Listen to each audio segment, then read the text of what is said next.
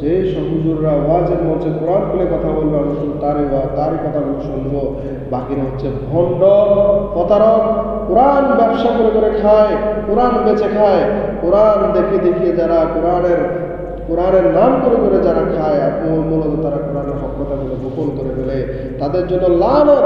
এটা আমি বলি নাই, সূরা বাকারার 159 নম্বর আয়াতে বলা হয়েছে, ইন্নাল্লাযীনা ইয়াকতুমুনা মা আনজালনা মিনাল বায়্যিনাতি ওয়াল হুদা মিন বা'দি মা বায়্যানাহু লিন-নাসি ফিল কিতাব উলাইকা ইয়ালআনুহুমুল্লাহু ওয়া ইয়ালআনুহুমুল লাঈনুন।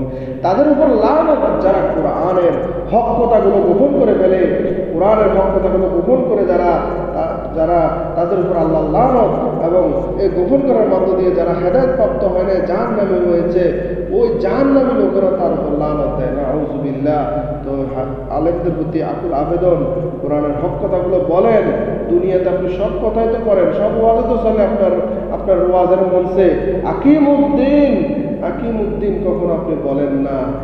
জিহাদ ফি সাবিলিল্লাহর হাজার শত আয়াত রয়েছে, একটি আয়াত আপনি বলেন না। আপনি শুধু সূরা বাকারার 193 নম্বর আয়াতটা শুধু আপনি আলোচনা করেই দেখেন না কেন, আপনার হাদিয়া দোফা হয় কিনা।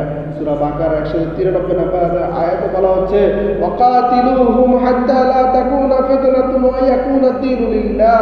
তোমরা ততক্ষণ পর্যন্ত আল্লাহর রাস্তায় যুদ্ধ করতে থাকো যতক্ষণ পর্যন্ত আল্লাহর জমিনে আল্লাহর দ্বীন কায়েম না হয়, যতক্ষণ পর্যন্ত জমিন থেকে দর্শন, খুন, রাহাজানি, চুরি, ডাকাতি, সন্ত্রাসী, টেন্ডারবাজি এগুলো যেন চিরতরে মূলোৎপাটন না হয়, ততক্ষণ পর্যন্ত তুমি চেষ্টা করে যাও। তুমি প্রয়োজন হলে তুমি যুদ্ধের ময়দানে চলে যাও।